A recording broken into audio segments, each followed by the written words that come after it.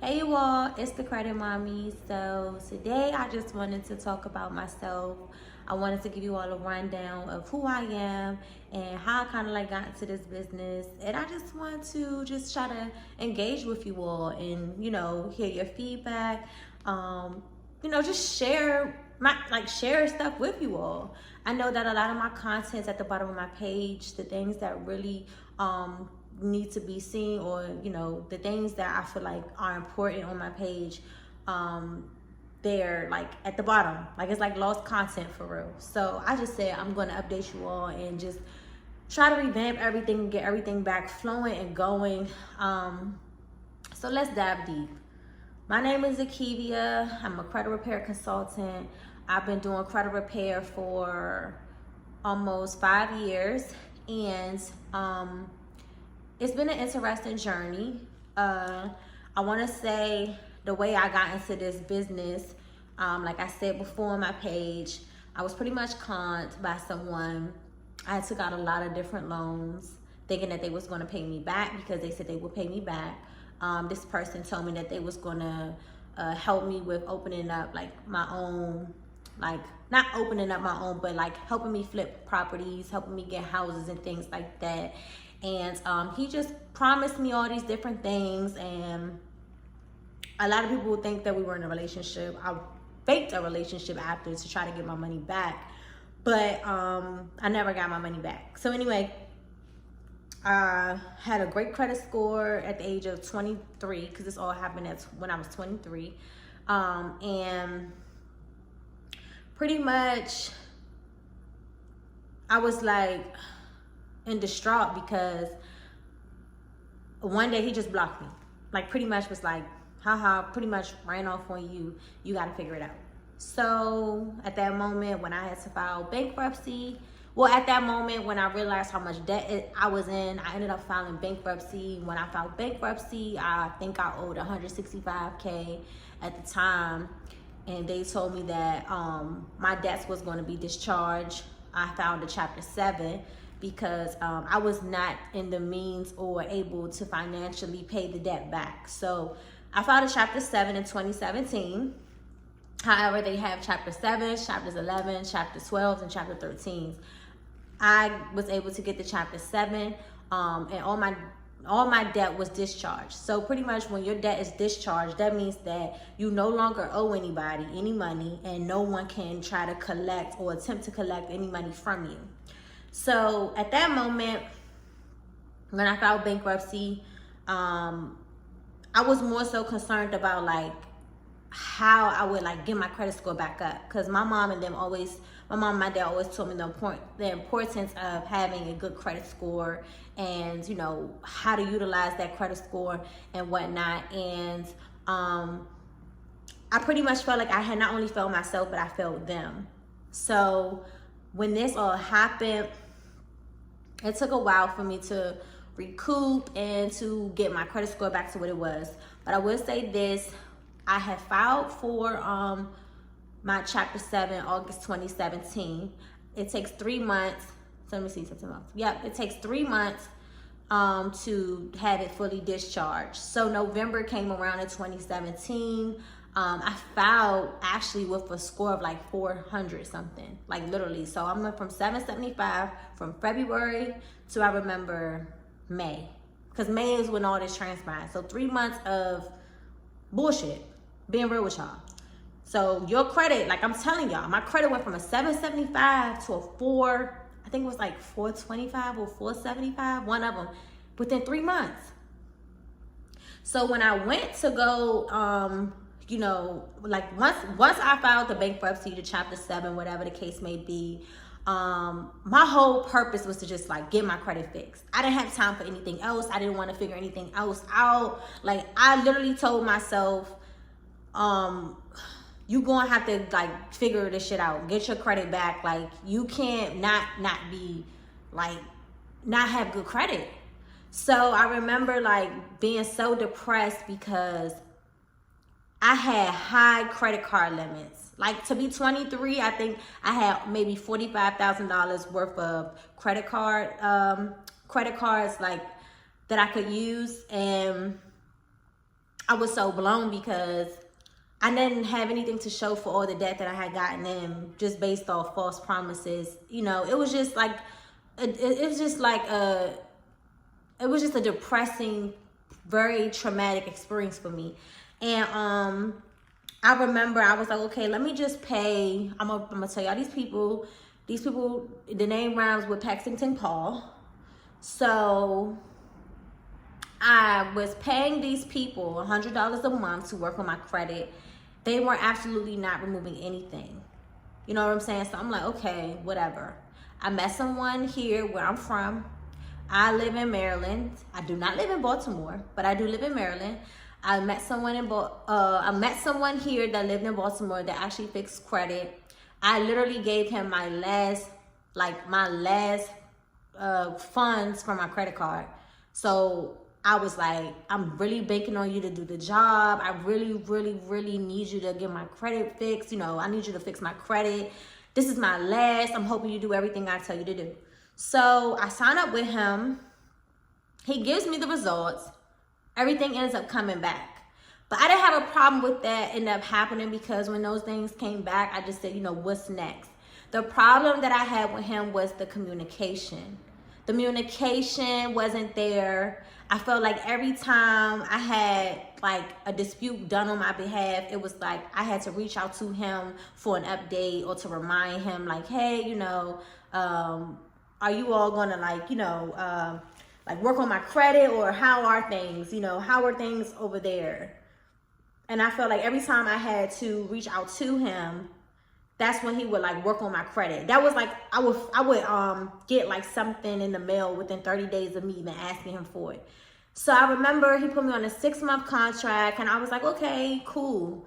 I think maybe out of the whole 6 months, I might have talked to him 4 times, if that, maybe even 3 times. So I said, okay, this isn't normal. Like I wasn't receiving any emails, like no type of communication. So when I say communication, I mean no type of communication unless I reached out. And when I would reach out, it was like really, really hard to get in contact with him. Mind you, I tried to break my contract with them and they were like, if you try to break your contract with us, we're going to send you to collections. So I just waited for my credit, you know, I waited for my 6 months, my contract to be over because I was like, you know what, I know for sure I'm not going with them no more. And the crazy thing about it was the last month of me renewing my contract, he reached out to me and was like, hey, just so you know, your contract is about to terminate. So if you want to continue, then you need to pay another X amount of dollars. And I was like, yeah, nah, like y'all, I'm good. Y'all can cancel all my services. I'm fine. I don't need y'all to work on my credit anymore. So I'm not gonna lie, I became very, very, very interested in repairing my credit by myself. I started doing a lot of my research, looking up a lot of different things. I was like YouTubing a lot of different things for a lot of my information if I needed to find out some things. I went to a lot of different seminars. I was in like hella other people's DMs asking them about credit repair. I mean, back then in 2017, you didn't have that many credit experts like you do now. So back then, it was like so hard to find people who was actually in the credit field because it wasn't that many people who had a credit repair business. But now, fast forward, everybody's doing credit. Everybody's a fake credit repair guru, whatever you want to call them. Hey, no shame, you know, not shaming anybody, no judgment. It's a no judgment zone type of vibe. So I just want to be clear though. You got OGs, the originals, and you got people that's just coming in this. So a lot of this of what I wanted to explain to you all was, this is not something I just got into for a hustle. I didn't get in this because I saw the money. I didn't get in this because, I knew how much money I would make or, you know, the wrong reasons for getting into this business. I literally got into this business because of what happened to myself. And when I saw my credit scores go up and I was at a 680 within I think I got my credit score up to like 600 within 3 months, and then it was like 680 in 6, literally. When I told my parents that, my parents was like, oh, work on mine, work on mine. So I started working on my parents' credit. I started working on my sisters, my brothers, ex-boyfriends at the time, my friends. And I was literally doing credit for free when I first started. Then I was charging like $50. Then I worked my way up to $150, then $250, then $350, then $450. It just kept going up. I don't know why I like the 50-ish like number, but that's kind of like how I ended up going and ended up being. And so boom. That's how I ended up coming up with, you know, the prices where I am now, because I genuinely wanted to make sure I could give people the quality of service for what, you know, what I was charging them. You know, I didn't want to overcharge. And at the time, if I could look at it back then, I wouldn't say I was undercharging, because I was charging by me actually being inexperienced myself. Like, I wasn't as experienced. I knew I was knowledgeable. Of the credit industry and the way the laws were, and, you know, just very knowledgeable of them. But I knew that I didn't apply them yet. I didn't really have a gazillion or hundreds and thousands of clients yet. So I said, you know what?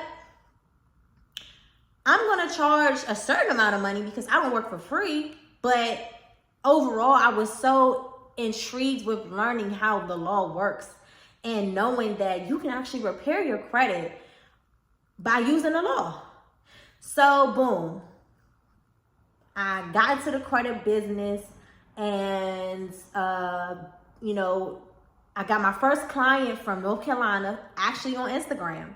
And that is when I knew this was my calling. I knew that God wanted me to help someone, because I didn't have my first client from home. I had people that I was working on their credit from home, but these were people that I was genuinely like, I wanted to help. I asked them, hey, do you think I could work on your credit? Do your credit needs to be fixed? If so, let me work on your credit, because I'm willing to do that. Like, I love to do it. Where I had this client come to me and say, hey, listen, I'm from North Carolina and I need my credit fixed. And she literally believed in me, and she you know, she paid for my service. And it was at that point, like I said, I was like, okay, I'm going hard. Now I got my first client. This is where God wants me, and this is where I'm going to be. So overall, after a while, I was in the credit business. At one point, I'm not going to lie, I was about to give up, because I felt like, okay, I'm not really doing too well with this business. Like, people are wanting their credit fixed, but act like they don't have the money to repair their credit, or I don't know. I just felt like at first I was like, okay, I'm not trying to be doing this type of work. But then later on down the line, I had got married.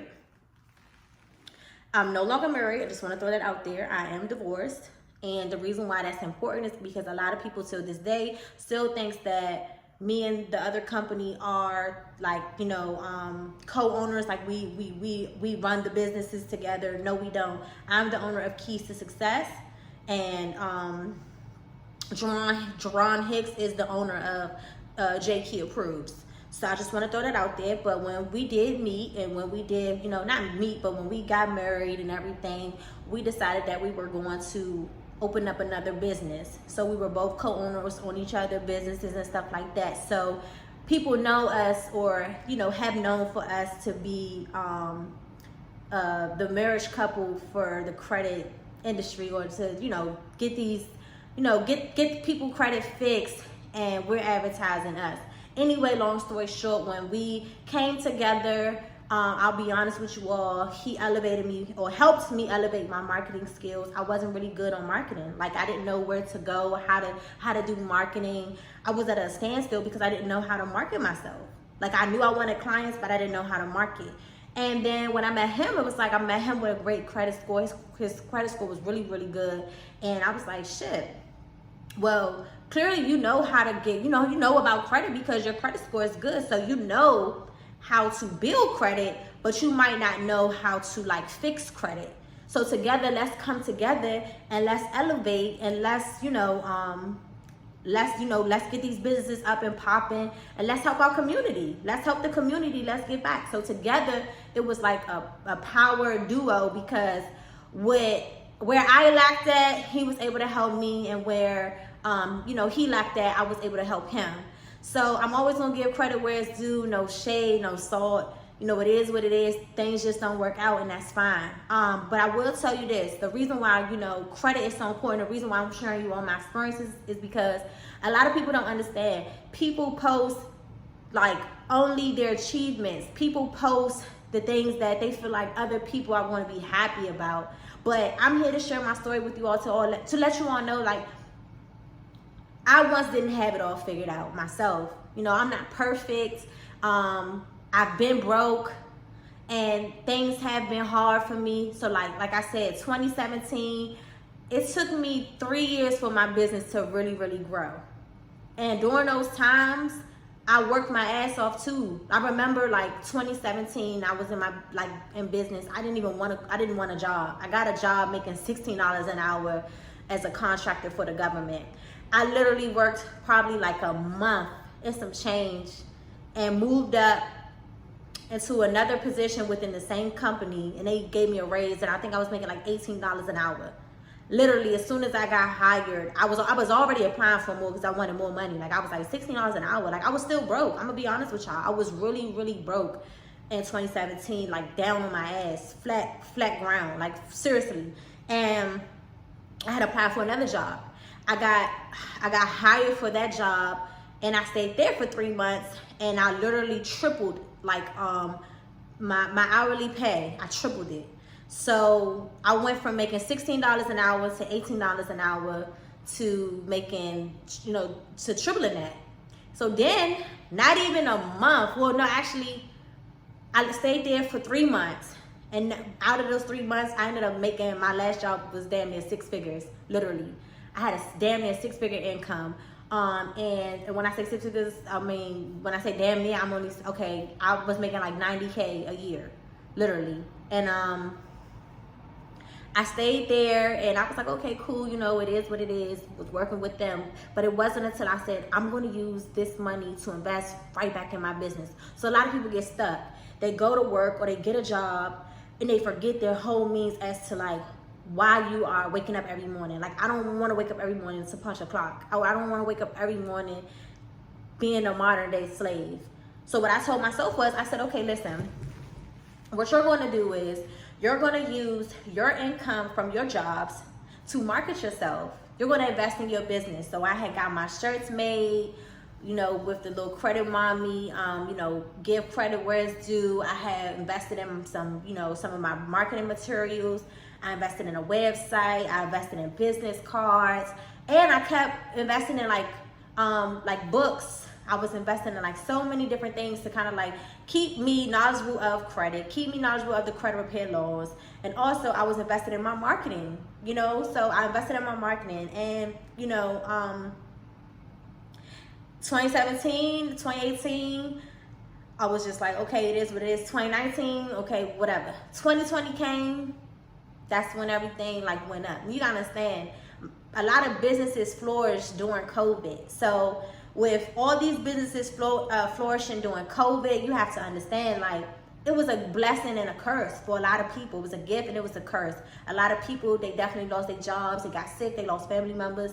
And then there was a lot of people who literally capitalized just because we were in a pandemic. And we still are. But I'm just saying, like, in the beginning, how the pandemic was, when people didn't really know how to control it or how to maneuver during a pandemic. And now we're kind of like in a virtual world, so we know. Anyway, long story short, I was able to accomplish so many things in 2020. And I thank God all the time, because realistically, I never thought I was going to be where I am now, or even in 2020. I didn't think I was going to be there. I know I made a post on Facebook, like, I wanted to be married, I wanted to buy a house, I wanted new cars, and I wanted to make over 6 figures. Everything I claimed that in 2019. In 2020, I got all those things. So, you know, manifestation is very, very powerful, and it does work. Although my marriage did not work, you know, I'm still grateful for everything that I was able to achieve, you know, during that time of being married. Because during the time of being married, I damn near bought a $750,000 house, and I built it from the ground up. So at I was 26. At 26, I built my own first dream home. A lot of people can't even say they built that. Mind you, being real with you, at 26, getting a 5,000 square foot home, like that's immaculate. So, you know, obviously that didn't work out. I moved out, whatever the case may be, it's fine. It is what it is, but I will just tell you all this, like, I will say that God makes no mistakes in anything that he does, you know what I'm saying? So whoever's out there trying to get through whatever they got going on, or whatever it may be, don't give up, keep your head on swivel. Once I got my houses, I had got 2 vehicles that I still have, and you know, I was able to get my vehicles. So I have gotten my vehicles because the real vehicle that I want, eventually I'm gonna get, and I needed to have that trade line to show that when it's time to go big on big, I can be rewarded that big on big car, because I've put in the work, or I've shown my financial responsibility behind why I deserve this car, or why I'm going to get this car.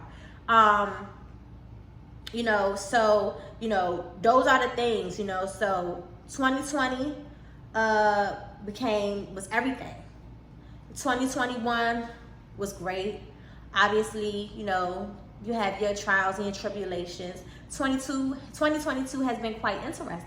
So let's bring up what I was talking about when I say sometimes sometimes in life, there are things you may want to do, or there may be things that does not work out. But it doesn't mean that it's not for you, it just means that at that time, that was not for you. So I did try to get into the Airbnb, that fell through. But I'm not sad about it. I did take a major L this year. So like, yeah, because the year is probably about to be out sooner than later. But one thing about a boss, you don't focus more on your L's, you focus more on your wins. You focus on more of like, what could I have done differently that I did not do? So one thing about life is you have ways you can look at things positively, or you can look at things negatively. And I would just say this, where I am and the age that I am now, I'm going to always hold myself accountable for my own actions. I'm always going to take responsibility for things, even when they don't work out. I'm going to figure out why this didn't work out and what I could change in order to avoid this or that problem next time. So, you know, the Airbnb didn't work out. I was trying to get into like e-commerce, and my e-commerce didn't work out. And it didn't work out because the Airbnb failed me. And I wouldn't say the Airbnb failed me due to it not being a great feel. No, the money was there, everything was good. The money was great. When you go into business with people that you really don't know, and you realize like you know, they're not really who you thought they were, then, you know, obviously you realize like, oh damn, this is not what I thought it was, and so this isn't going to work. But I saw how much my Airbnb could generate. In short, let's just put it in short. I went into business with somebody. He started stealing money from the company. Like he was pocketing all the money from the Airbnb. And so, you know, I just went and got all my stuff from out the house. I just got all my furniture, and I just put it in the storage. I said, listen, it is what it is. You can't cry over spoiled milk. And that setback was kind of really, you know, bad, because realistically, I was using that one side gig to literally help me open up doors to other new side gigs. So when this didn't work out, this fell, you know. So, you know, it is what it is. It happens. But I just wanted to share you all my story, because I feel like this was a message for someone today. Like, it's okay to like learn lessons. It's okay to not be perfect. A lot of people get caught up in social media and think that they have to live a certain lifestyle to be someone. You don't have to live a certain lifestyle to be someone. You got to be true to yourself. You don't owe anybody anything. You don't owe somebody validation. You know, you don't have to be validated from anybody to make yourself feel better. The only thing you need to worry about pleasing is yourself and the man above. That's it. And I feel like I've learned so many things that I can honestly tell people, you know, building a business or just being in this industry itself is not easy. me being into this credit business, my goal is to deliver you all the results that you all may want or desire. That's my promise to you all, is to give you all some results, or because by law, nobody's supposed to promise you anything. That's being 100%. So being realistic with you all, my goal is to make sure that I can really deliver you all the services that you have paid for. And a lot of the times, the ultimate decision comes from the credit bureaus or the creditors per se, because the creditors is who verifies the information, or the creditors are who the credit bureaus are able to verify the information through. So I'm just the one over here trying to mitigate, or trying to, you know, use the law to work out in a consumer's advantage so that they may have negative items removed. And when you're in this industry, it's like you want to make sure you're not failing your people. You know, you don't want to fail your clients. You don't want to fail your brand. You don't want to fail your business. You want to keep elevating, and you want to make sure that your clients are spreading the word because they received a great service from you and everything. And the reason why I've decided that I was going to do this video is because I wanted you all to understand that people go through things. You don't have to be perfect. I wanted you all to understand like how I got into this credit business. I wanted you all to actually hear it from me, my personal journey, my personal story, and my personal experience. And I just wanted to, you know, get on that level with my clients or anybody who's watching this, because it cost me $0 to be real. You know, it's $0 to be real, and I always want to make sure I am being as authentic as I can be. And so, although life sometimes does not work out, I can honestly say this, and I'm gonna end this with this: God makes no mistakes. That's one thing. Also, too, being as though some things did not work out in my life, I'm a living testimony that God does take what He wants from you. He will take and replace. And that is just what I've experienced in my life. My God has taken a lot of things from me. I may have questioned why this, why that. But in the end, I be like, I see what you mean. Now I see what you was doing, God. I see it now. I see it for what it's worth, or for what it is. God will give you something because you're not waiting on Him to give it to you. So pretty much, you become your own free will. You do what you think is best. God knows what's best, but because we're always so impatient, we don't even realize like we're rushing a blessing. So we're messing up the blessing because we're rushing it. So when you're rushing your blessings and sometimes it might not work, it means like, okay, that wasn't from God, because God, He don't make those type of decisions. You made your decisions. God showed you a lesson, but in the lesson, He's hoping that you learn from it. So now that you learned these lessons, what are you willing to do next time? Are you willing to wait and listen to Him to guide you? Or are you willing to think that you know everything? Are you willing to call the shots are you willing to keep calling the shots and making yourself go back 10 steps, setting yourself back 10 steps? Like, what are you doing? So remember this, that when it's your time, it's your time. Don't rush it. When God takes something from you, He always replaces it with better. It may not be when you want it. It may not be how you want it. Or it may not be on your terms. But understand that He's working. And if He's working, I promise you, you'll never, ever regret going through the things that you've had to go through for Him to gift you with what you need. This is the Credit Mommy. This was not supposed to be a sermon, but this is my story, and I approve this message.